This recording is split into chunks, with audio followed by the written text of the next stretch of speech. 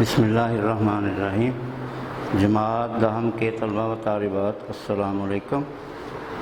جیسا کہ آپ نے پچھلے لیکچر میں سبق نمبر 5 مجھے میرے دوستوں سے بچاؤ اس کی بلند خوانی ہم نے مکمل کی تھی، اور میں نے آپ کو کام دیا تھا کہ آپ پورے سبق میں سے مصنف سمیت کوئی 15 یا 20 MCQs یعنی انتخابی سوالات بنائیں۔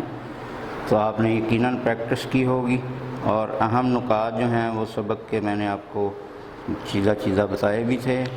تو اگر آپ نے وہ MCQs نہیں بنائے تو دوبارہ جو ہے وہ آپ اس کی کوشش کریں، اور سبق کے مصنف سے لے کے سبق کے اختتام تک جتنا مواد ہے بلند خوانی کا، اس میں سے آپ کثیر الانتخابی جوابات یعنی MCQs بنانے کی کوشش کریں، اور ان کے درست آپشن آپ ذہن نشین کریں۔ تو آج ہم جو ہے اس سبق کی مشقیں کریں گے، اور مشقوں میں سب سے پہلے سوالوں کے جواب ہیں۔ تو آپ کو بلند خوانی کے شروع میں نے کہا تھا کہ بلند خوانی اس طرح کرنی ہے کہ آپ مشقی سوالوں کے جواب دے سکیں اور معروضی مشقیں جو ہیں وہ تمام حل کر سکیں۔ تو پہلے ہم دیکھتے ہیں کہ سوالوں کے جواب کیا ہیں۔ تو پہلا سوال ہے، چاندنی چوک میں فقیر کی تقریر کا لب لباب کیا تھا؟ لب لباب یعنی خلاصہ، یعنی مختصراً آپ نے بتانا ہے کہ چاندنی چوک میں فقیر جو ہے وہ کیا کہہ رہا تھا، اس کی تقریر کا خلاصہ بتانا ہے، یعنی مختصر بیان کرنا ہے۔ تو جیسا کہ ہم نے پڑھا کہ مصنف ایک دن دلی کے چاندنی چوک ایک جگہ ہے، تو وہاں سے وہ گزر رہے تھے، تو ایک فقیر لوگوں کو اکٹھا کر کے تقریر کر رہا تھا۔ تو وہ اس کا انداز دیکھ کے جو ہے مصنف رک گئے اور اس کی تقریر سننے لگ گئے۔ تو وہ تقریر کیا تھی اور مصنف نے جب سنا تو وہ فقیر کیا کہہ رہا تھا، تو اس کا خلاصہ یہ ہے۔ تو اس کا جواب ہم یوں دیں گے کہ فقیر کی تقریر کا لب لباب یہ تھا کہ اس نے کہا کہ میں کوئی مانگنے والا نہیں ہوں، میں غریب الوطن ہوں، 7 بچوں کا باپ ہوں، اور میں چاہتا ہوں کہ میں اپنے وطن واپس چلا جاؤں۔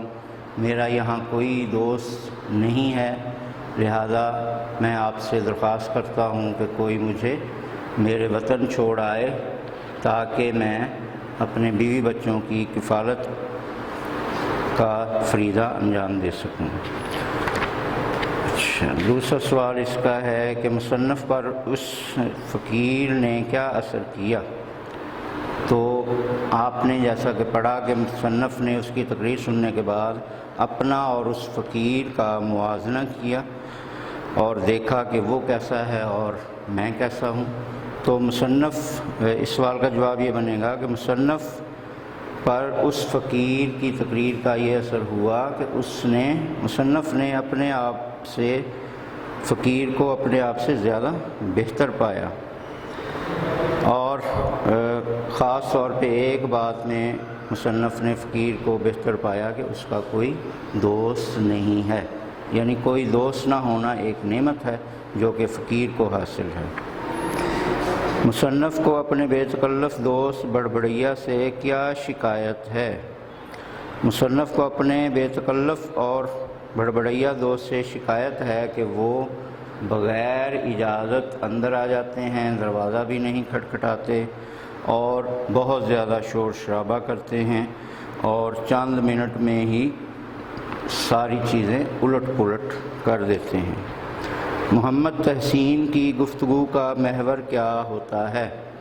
محمد تحسین کی گفتگو کا محور ہمیشہ بیوی بچے اور ان کی بیماری ہوتا ہے، یعنی وہ ہمیشہ ایک ہی موضوع پر بات چیت کرتا رہتا ہے، اور وہ اپنی بیوی بچوں اور ان کے مسائل اور ان کی بیماری کا ذکر کرنا ہی پسند کرتا ہے۔ تو یہی اس کی باتوں کا محور ہوتا ہے۔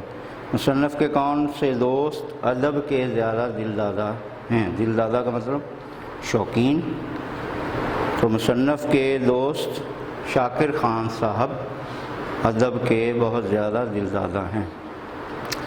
اسی طرح مشق نمبر 2 میں آپ دیکھیں گے MCQs ہیں۔ آفت کا مارا فقیر کتنے بچوں کا باپ تھا؟ تو یہ جواب ہے 7۔ مصنف نے کس مصیبت کو فقیر کے لیے نعمت تصور کیا؟ وہ ہے جی دوست نہ ہونا، یعنی دوست نہ ہونا جو ہے وہ مصنف نے سمجھا کہ یہ فقیر کے لیے ایک نعمت ہے۔ مصنف نے کس دوست کو بھڑبڑیا دوست کہا ہے؟ یہ بھی آپ نے ریڈنگ میں پڑھا ہوگا۔ احمد مرزا، یعنی سبق میں جو پہلے دوست کا ذکر ہے وہ ہیں احمد مرزا، انہی کو مصنف نے بھڑبڑیا دوست کہا ہے۔ شاکر صاحب مصنف کو لے گئے سلیم پور۔ مصنف کا دوست زیادہ بے تکلف اور شور مچانے والا ہے، یہ بھی وہی ہے بھڑبڑیا یعنی احمد مرزا۔ مصنف کے دوست انہیں راجہ صاحب سے ملوانے کہاں لے جانا چاہتے تھے؟ یہ آپ نے سبق میں بلند خوانی میں پڑھا کہ شاکر خان صاحب نے کہا کہ ہم احمد نگر جائیں گے اور وہاں کے رئیس سے ملیں گے۔ تو کہاں لے جانا چاہتے تھے؟ احمد نگر۔ مصنف جس کمرے میں ٹھہرائے گئے اس کی کھڑکی کھلتی تھی، یہ آپ نے پڑھا پائیں باغ میں۔ پائیں باغ میں، پائیں کا مطلب چہل قدمی کرنے والا باغیچہ۔ تو یہ بھی بلند خوانی میں آپ نے پڑھا کہ وہ کھڑکی جس طرف کھلتی تھی تو سامنے ایک باغیچہ تھا جس کو پائیں باغ کہا جاتا ہے۔ اس کا درست جواب ہے پائیں باغ میں۔ مشق نمبر 3 میں آپ دیکھیں گے خالی جگہیں دی ہوئی ہیں اور آگے جو ہیں وہ 2-3 آپشنز دیے ہوئے ہیں، تو آپ درست جواب جو ہے وہ خالی جگہ میں چن کر لکھ سکتے ہیں یا اس کو نشان لگا لیں درست جواب پر۔ چاندنی چوک میں صدا لگانے والا فقیر ڈیش تھا، یعنی بھوکا، بیمار یا غریب الوطن، تو وہ غریب الوطن تھا۔ احمد مرزا کی خلقت میں داخل ہے کہ وہ 2 منٹ ڈیش نہیں بیٹھا جاتا، کہ 2 منٹ ڈیش نہیں بیٹھا جاتا۔ یہ آپ نے پڑھا کہ نچلا، 2 منٹ نچلا نہیں بیٹھا جاتا، یعنی وہ ٹک کر نہیں بیٹھتے تھے، 2 منٹ بھی ٹک کر بیٹھنا مشکل تھا ان کے لیے۔ نچلا۔ مصنف کو لکھنے پڑھنے سے منع کرنے والے دوست کا نام یہ ہے جی شاکر خان صاحب، یعنی شاکر خان صاحب نے بار بار ان کو لکھنے سے منع کیا کہ صحت خراب ہو جائے گی، اتنا مت لکھو، کل لکھ لینا یا آج آپ سیر و تفریح کر لو پھر لکھ لینا۔ تو اس طرح مصنف کو جو لکھنے سے منع کیا زیادہ وہ ہیں شاکر خان صاحب۔ احمد نگر کے رئیس کا نام ہے راجہ طالب علی، تو یہاں طالب علی لکھا ہوا ہے، احمد نگر کے رئیس کا نام طالب علی ہے۔ میرے ڈیش دوست کا نام شاکر خان ہے، تو یہ آپ نے پڑھا کہ مقدمے باز، میرے مقدمے باز دوست کا نام شاکر خان ہے۔ مشق نمبر 4 میں آپ دیکھیں گے کہ درست اور غلط کی نشاندہی کرنی ہے، جو بیان درست ہوگا اس کے درست کے اوپر ٹک کا نشان لگانا ہے، جو غلط ہیں اس کے اوپر اس کے سامنے غلط پر نشان لگانا ہے۔ چاندنی چوک میں ایک بدصورت فقیر صدا لگا رہا تھا، بدصورت تو نہیں تھا اس لیے یہ بیان غلط ہے۔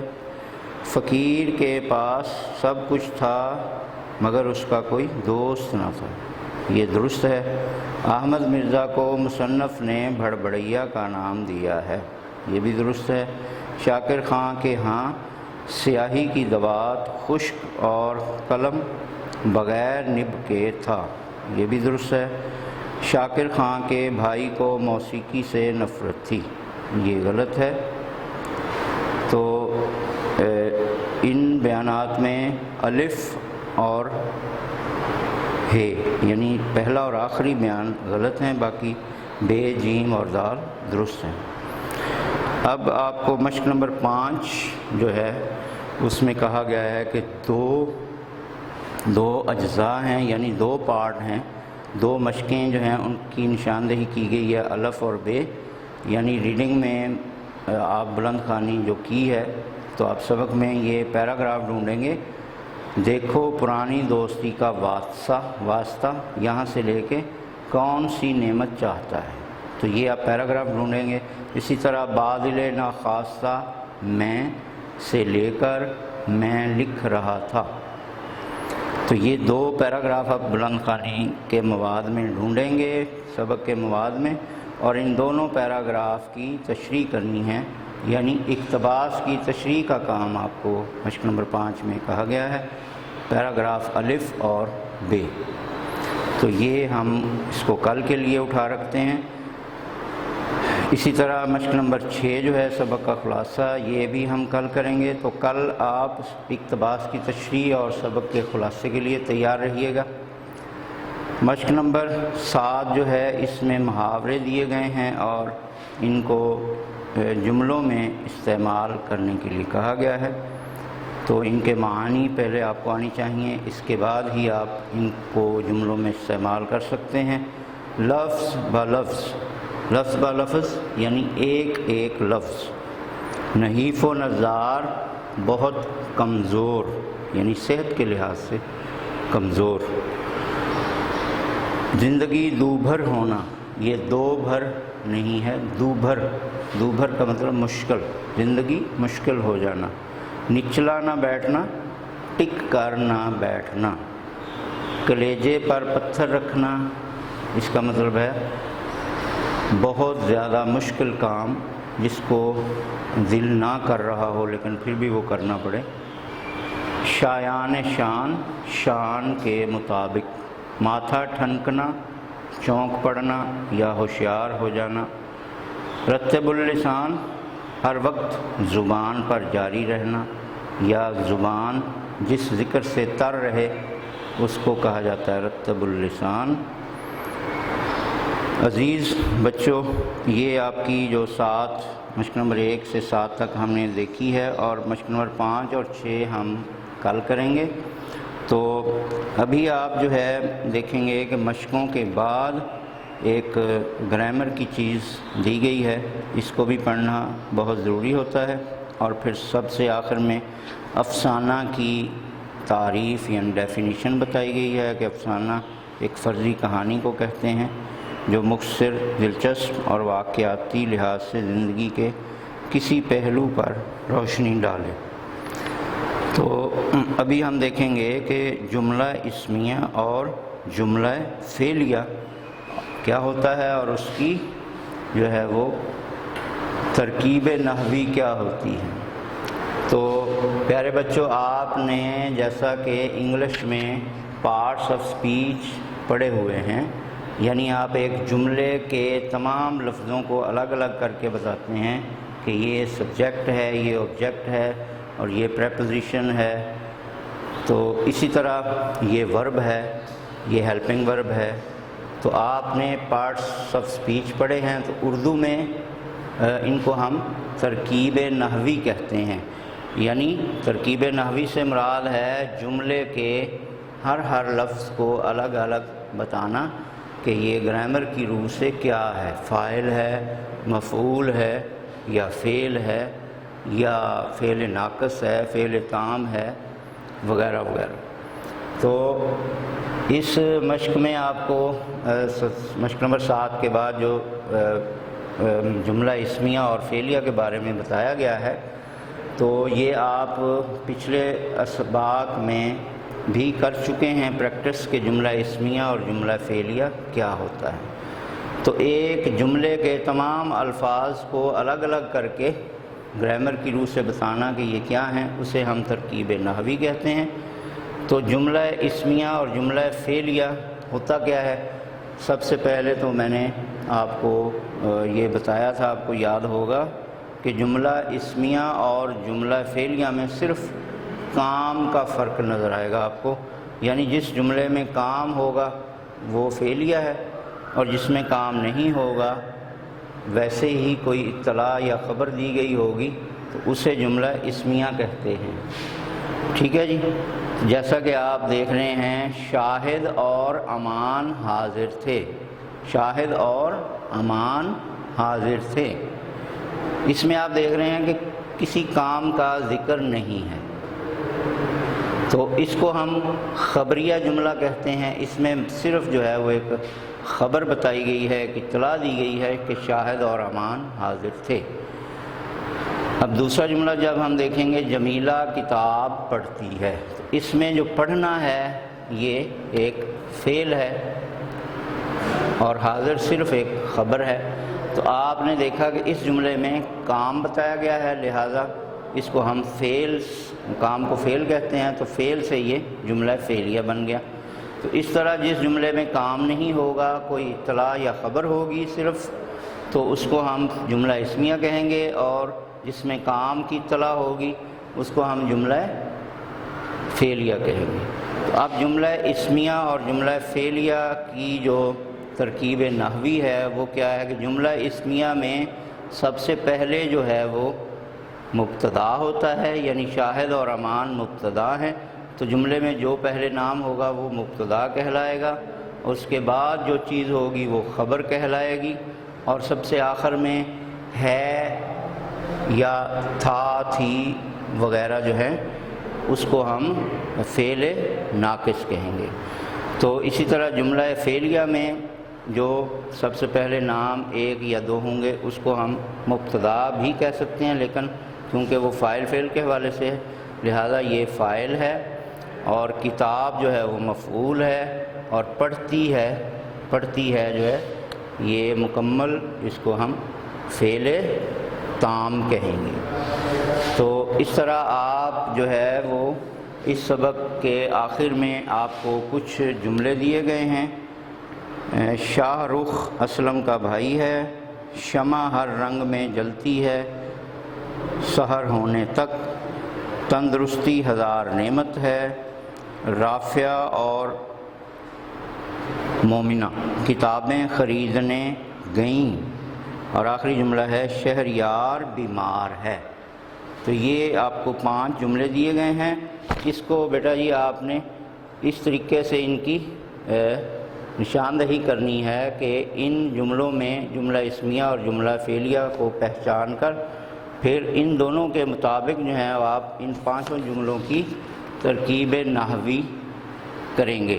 یعنی آپ اس طرح جو ہے وہ ایک خانے بنا لیں، ایسے فعلیہ جملہ اسمیہ کے 3 خانے اور جملہ فعلیہ کے بھی 3 خانے بنا لیں آپ، اور اس میں یہ چیزیں اوپر ہیڈنگ بنا دیں گے، اور نیچے پھر 5 جملوں میں سے آپ نے بتانا ہے کہ ہر جملے میں کون سی چیز مبتدا ہے، کون سی خبر ہے، کون سی فعل ناقص ہے، یا کون سا فاعل ہے، کون سی مفعول ہے، اور کون سا فعل تام ہے۔